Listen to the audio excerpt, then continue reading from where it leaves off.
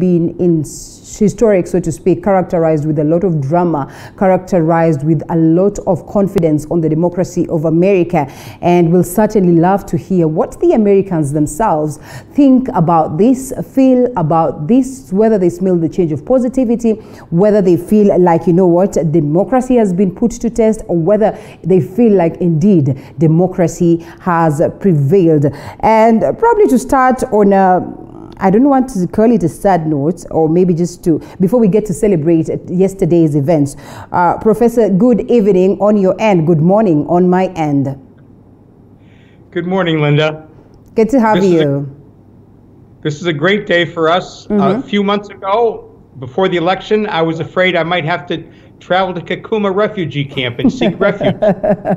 And speaking of which, I know it is not, it could be funny, but not funny at all, because we always say some of these things happen and no nation is special. No nation is immune to this. That's why sometimes we always call for sobriety when we approach these particular issues. And maybe that's the reason why I said we probably start on a good note.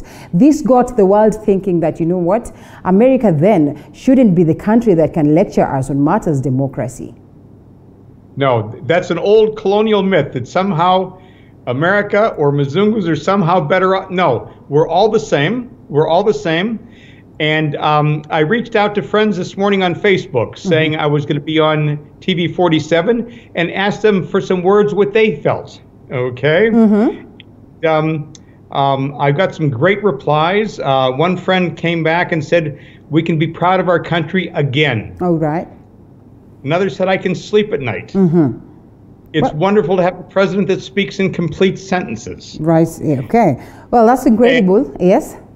And from African-American friends, I got 3 words: hope, decency, and dignity. Right. And do you suppose that such is really going to be the case? And, you know, I am sure most of them, the African Americans, are excited, are anxious about this, you know, coming from that point where Trump was speaking about America only, America only. And some of them sort of felt like, you know, they were a bit marginalized, racism on the rise. Do you suppose this is a presidency that is going to bring a shift on the same? He is. The fact that he has Kamala Harris, okay, our first African American and Asian American. Okay. And I don't know if you had a chance to watch the inauguration today. I did, from the start all the way to the end.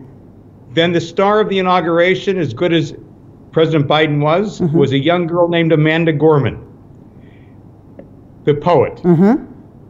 And she was only 23, and believe it or not, when she was young, she had the same malady as President Biden had. Right. She had a speech impediment. Right. Hard to believe you saw her. The poet. I saw the poet. Yeah. Yes, the words that she came out with today, the feeling, it leaves us old people of my generation feeling we're in good hands with the younger generation. That they'll be much better than we were. All right. That this will be a more inclusive country. All right, that's incredible. And the president's speech, a speech of assurance, a speech of, you know, looking at a better democracy, you know, a historic speech, or so to speak, you know, totally different from what we've seen, you know, in the previous inauguration ceremonies and all that. You foresee a scenario where he'll certainly stick to this. He will have it easy to ensure that, you know, democracy prevails, peace prevails, amid the conversations of also, you know, active dissenting voices, those ones who are proponents of, you know, the former president, Donald Trump. Yes, he is such a good leader, will be such a good leader, that anybody that goes really hard against him will be shown, I think, for what they are. Yeah.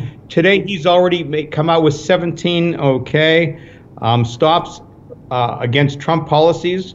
Already, he's ended the Muslim ban, which means we can help Kenya out and bring more Somalis over from Dadaab and also from Kakuma.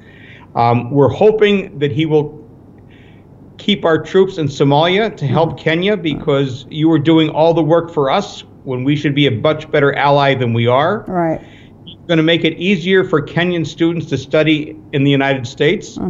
And from talking to parents, I know their sons and daughters, they'll feel much better that they're much safer in our country now. Well, in a nutshell, then we're saying we're looking forward to see America restore its glory. I mean, the Africans are eagerly waiting. And in my introduction, I started by saying that, this was more or less like, an inauguration of a president of the global fraternity, because America informs, is instrumental in every activity that happens across the globe, every other country. So indeed, is there something that the Africans can celebrate about? Is there something that the global fraternity can celebrate about? To note is that, yes, there was that elation and celebration when we saw President Obama getting into presidency. But many have argued that really the Africans have not gotten much out of what was his presidency. Yes. Well, we know that President Bush, who was a Republican, who I did not support, did an awful lot for Africa in terms of aid for HIV. Okay? President Obama, who would have been a great president, except the Republicans gave him a hard time at every point, could not have done a lot for Africa because politically they would say, you're not helping out your fellow Americans. But we think now with President Biden, okay, and the people that we have in office, they realize that we can learn so much more from other places. Your constitution, the Kenyan constitution, I think states, if I'm not mistaken, that each political party, before they put up a candidate, is supposed to state that they have good character to be president. Yes, integrity. Yes, we should have that. We could learn. That should be an amendment to our constitution that we get from you. All right. Oh, all right. And again, Kenya and America, we have the same sense of humor Kenyans do.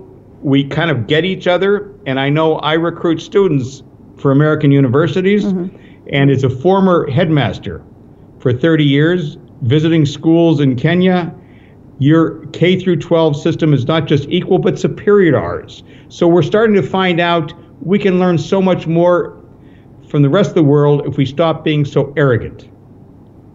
All right, well, that's incredible. And speaking of which, Biden faces a challenge, alongside Kamala, to just get to sanitize, first of all, the office and, address some of these ills, or not to speak, some of the things that were done by the Trump's presidency. One, not to really delve much into this, because one would look at it as a non-issue, but equally, it is important, if at all, then democracy has to be held, and, there has to be that feel of growth in terms of this. What does, Trump's absence speak? Well, he's only been gone for a few hours. So we're hoping he's going to stay silent as long as he can. He can, yeah. Traditionally, presidents leave. They have nothing to do for 4 or 5 years. President Obama bit his tongue for so long until he finally couldn't anymore. Right. But we think Trump is going to start an alternate network, possibly. We think he's going to try and come back, but right now he's being blocked on the internet for the lies that he tells. So we pray that he'll fade away. That's probably not going to happen for a while, and he'll try to come back once or twice, but in the end, we think his political power is pretty much sated. Well, 2 weeks before, Capitol was under siege, and then, we witness this incredible inauguration process under siege. Insurrectionists, of course, capture this, and all this courtesy of President Donald Trump. We all acknowledge that indeed this is quite a strong and mature democracy. Just how much of a leeway, just how much, capability is Trump, going to have to come on board and probably cause some level of instability? Is there room for him at all? There is no room for him. There is no room for him. And as the Biden administration progresses, people are going to see, they're not going to want to go back for that. It's basically, Trump is a cult. You have people who have good educations and still believe they think God put him on earth to save mankind. Even in Kenya, people tell me that. There's no rational explanation, so it's a cult, and hopefully people will be deprogrammized as time goes on, because much of Biden's reforms, the $15 minimum wage to help poor people, to start taxing the super rich again. Right. These are all things the common America wants. these are American ideals which we want to live up to. The fact that everybody, you know, we want again to say what color is an American? Every color of the rainbow. What religion is an American? Every religion there is on earth. Okay? Right. We want to be better. All right. Well, the world looks up to you, and sometimes we speak about the African election, the African political processes, the characters that we put on board. And one thing that has been an issue is the factor of age for us as Africans, and in most nations. You see, the other day we have one of our neighbors, that is Uganda, having had conducted an election, and the biggest question is that the leader who's been there, or the leader who was again voted in, is Yoweri Kaguta Museveni, has been there for the longest of time, almost 35 years right now. And what is worse is the fact that probably he's pretty much old, as many would argue. And so there's always that debate on whether they should incorporate term limits or age limits to regulate, the people who get to the top of the helm. Biden, or Biden, depending on how different people get to pronounce this, is the oldest president to ever be inaugurated. Just how much can he do, with this kind, and just how much expectation do you people have in terms of him? And how then best do we get ourselves to mature to a level whereby we'll not focus much on age, but what it is that this president brings on board? Yes. Well, again, you know that old men of all races want to hold on to power. Yeah. So we need to get the younger people involved. A colleague of mine, Christiane Amanpour, interviewed Museveni. I watched her the other night, and it was just like watching Trump. Yeah. Everything she asked him, he came back with lies. Uganda has never been better, economically. Right. Okay. We're protecting Bobby Wine. We have guards around his house to protect him. Okay. It was like listening to Trump. But I think this is getting old. And yes, I would not have a problem with age limits. All right, your message to the Americans and that show of democracy, only one term. In most cases, you'd probably expect that when a president is voted in, the likelihoods of them going for, all these terms, the 2 terms that are expected, are very high. But this is different. What does it speak about the people of America? Well, Americans do not expect Joe Biden to have a second term because of his age. Actually, he's quite fit. Trump lied, said he was not physically fit. He swims, he rides the exercise bike. He has no body fat. He's in very good shape. But we really feel that he's going to be a one-term president, which will pave the way for Kamala Harris. All right, well, that's an interesting one to note, but equally, just to go back to the aspect of the fact that, they decided that they're going to vote out Trump, in a huge way, in as much as we also know that he had quite an intense support from other people. A show of, more maturity and more growth in terms of, how people view the political, angle of the nation? Yes. The old men my age, they are not going to change their views. They're going to go to the grave thinking the election was stolen. So we need to get younger people involved. We need to get people of all races.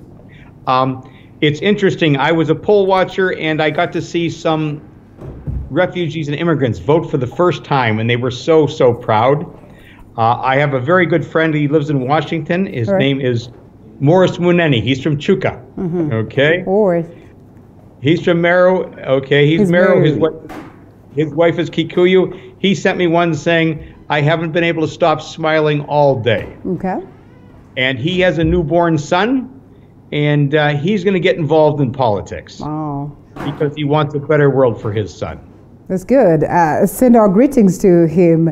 And as we close it, the girl child, and this is one thing that we pride in. This is one thing that we celebrate, that we are moving from that conversation of, rooting out, color, racism and all that, and now makes it even better that the girl child, who for a long time has been looked at, as a person who should play second, should be at the back and all that, is now coming out.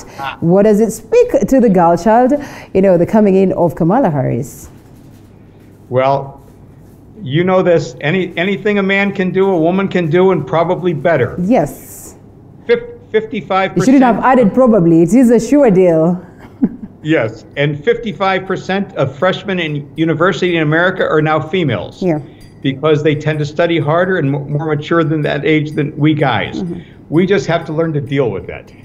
Yes, that's true. Thanks for saying that. And so much expectation, from her, or, so much. The world is watching to see just how best she'd be able to perform. I don't know how active it is, her position, but, in most cases, you also say that, people who are vice or who are deputies, they're not so much actively involved, or they do not have so much of a say. Though we've watched how Pompeo has had a say and all that, do you suppose that it's a whole different affair in America, and we'll see her out there, encouraging the girl child and doing what it is that she can do best? Absolutely. I'm the father of a daughter, so absolutely. All right. Well, Grode, Professor Grode, thank you so much for the great insights. Probably your parting shots in about 30 seconds or so as we call it a day, and look forward to see a better America, as it translates to the global fraternity. And I'll be over to see you as soon as they let me in the country. You're most welcome to Kenya. Make sure you pay us a visit when you come. Asante sana. Thank you so much, Professor Grode. It was good having you this morning all the way from Pennsylvania, America, that is the United States, as we look forward to have more conversations with him, even as we take a look at the progress of the presidency of Joe Biden in terms of raising up the economy, in terms of dealing with COVID-19, and so much so towards restoring the glory of the United States. It's now time that we take a short break and we come back.